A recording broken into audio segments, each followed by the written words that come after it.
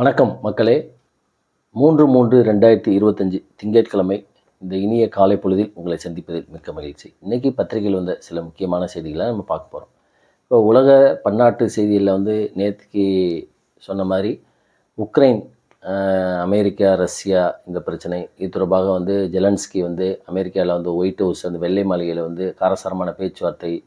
அதை தொடர்ந்து அந்த பேச்சுவார்த்தை இடையிலே அவர் கோவமாக வெளியில் வந்தது. பத்திரிகையாளர் சந்திப்புலாம் இல்லாமல் அந்த போரை நிறுத்துறதுக்கான ஒப்பந்தம் எதுலேயுமே கையெழுத்துப்படாமல் ஜெலன்ஸ்கி வெளியில் வந்தது. அந்த அமெரிக்காவோட அதிபர், அதோட துணை அதிபர் வேலன்ஸ் இவங்களாம் காரசாரமாக பேசியது. இது தொடர்பான பல பிரச்சனைகள்லாம் விவாதங்கள்லாம் ஓடிக்கிச்சு. இந்நிலையில் இது அடுத்த கட்டமாக என்ன நடந்திருக்கு அப்படின்னா, ஜெலன்ஸ்கி நேற்றுக்கு லண்டன் போய்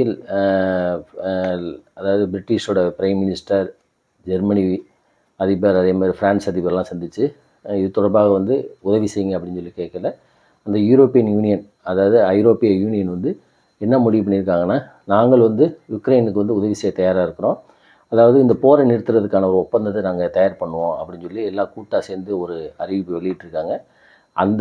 அதாவது பிரிட்டிஷ் பிரைம் மினிஸ்டர், அந்த யூரோப்பியன் யூனியன் அவங்க அந்த அமைப்பில் என்ன சொல்கிறாங்கன்னா, நாங்கள் இந்த மாதிரி ஒரு போர் நிறுத்த ஒப்பந்தத்தை ரெடி பண்ணி அமெரிக்காவோட அனுமதியோட பெற்று நாங்கள் இந்த போரை நிறுத்துறதுக்கான முயற்சியில் ஈடுபடுவோம் அப்படின்னு சொல்லியிருக்காங்க. உலகத்தரத்தில் பன்னாட்டு செய்திகளில் இது ஒரு முக்கியமான செய்தியாக பார்க்கப்படுகிறது. அனைவருடைய நோக்கமே போரை நிறுத்தணும் அப்படிங்கிறது தான். அதனால் தொடர்ந்து என்ன நடக்குது அப்படிங்கிறத பார்ப்போம்.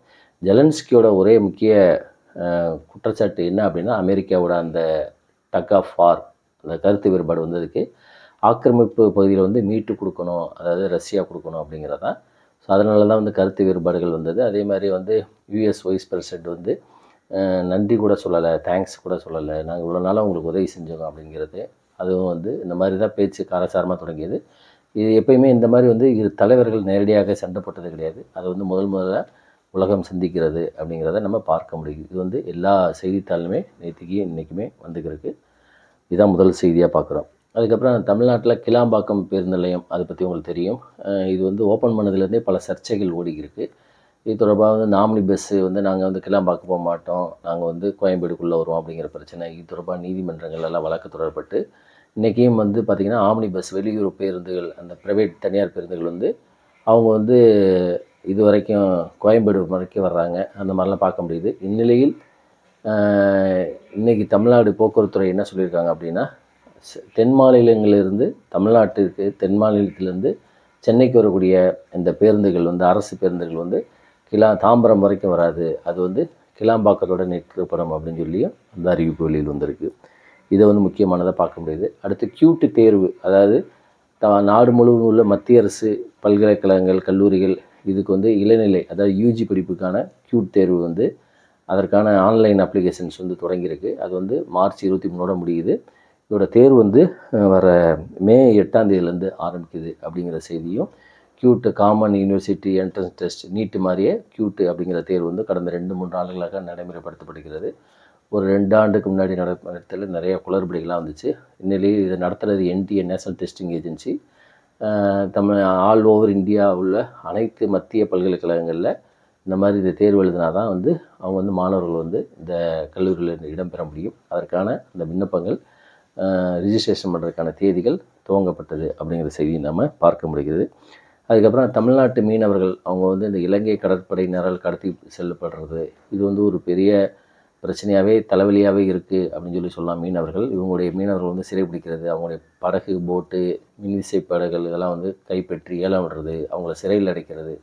இது தொடர்பாக மீனவர்கள் தங்கச்சி மடத்தில், ராமேஸ்வரம் பக்கத்தில் தங்கச்சி மடத்தில் போராட்டம் நடத்திக்கிட்டாங்க. இந்நிலையில் அடுத்த வாரம் இந்த மீனவர்கள் மீனவோட பிரதிநிதிகள் இந்தியாவோட வெளியுறவுத்துறை அமைச்சர் ஜெய்சங்கரை சந்திக்கிறதுக்கான ஏற்பாடுகள் நடந்துக்கிறதாகவும், இந்த மீனவர் பிரச்சனைக்கு உடனடியாக தீர்வு காணப்படணும் அப்படிங்கிறதான் அவங்களுடைய கோரிக்கை. இதற்கான ஏற்பாடுகள் நடந்துக்கிறதாகவும் அந்த மீனவ அமைப்புகள்லாம் கூறியிருந்தாங்க. இந்த செய்தியை நம்ம எல்லா பத்திரிகையிலுமே பார்க்க முடிகிறது. அதுக்கப்புறம் இந்த வாக்காளர் அடையாள அட்டையில் மம்தா பானர்ஜி அவர்கள், மேற்குவங்க முதல்வர் மம்தா பானர்ஜி ஒரு குற்றச்சாட்டு சொல்லியிருந்தாங்க. என்ன அப்படின்னா, ஒரே எண்ணு 2 வாக்காளர்களுக்கு கொடுக்கப்படுகிறது, இது ஒரு ஃப்ராடு நடக்கிறதுக்கான வாய்ப்பு உண்டு, போலி, அதாவது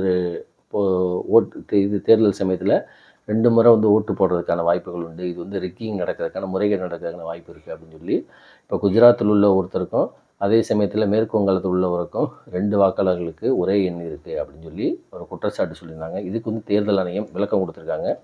2 எண் வந்து ஒரே நபருக்கு இருந்தாலும் சரி, வாக்குச்சாவடியில் அந்த லிஸ்ட்டில் வந்து அவருடைய பேர் இருந்தால் தான் அந்த ஒரு வாக்காளர் வந்து போட முடியும், ஓட்டு போட முடியும்.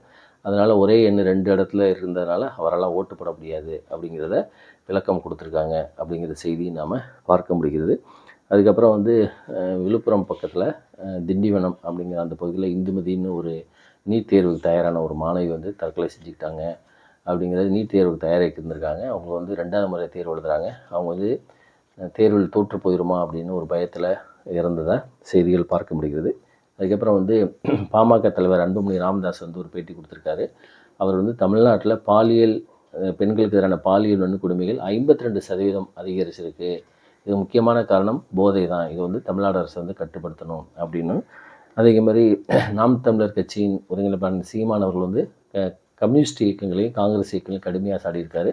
குறிப்பாக வந்து கம்யூனிஸ்ட் இயக்கங்கள் வந்து இன்றைக்கி வந்து ரத்தத்தை உறிஞ்சும் ஒட்டுண்ணிகளாக மாறிட்டாங்க. இவங்க வந்து தமிழ்நாட்டில் உள்ள பிரச்சனைகள் எதுக்குமே குரல் கொடுக்கறது கிடையாது அப்படின்னு சொல்லி ஆளுங்கட்சியோட வருடிகளாக செயல்படுறாங்க அப்படிங்கிற செய்தியை நாம் பார்க்க முடிகிறது. இதுதான் இன்றைக்கி வந்து பத்திரிகையில் வந்த சில முக்கியமான செய்திகள். மீண்டும் நாம் அடுத்த வீடியோவில் சந்திப்போம். நன்றி, வணக்கம்.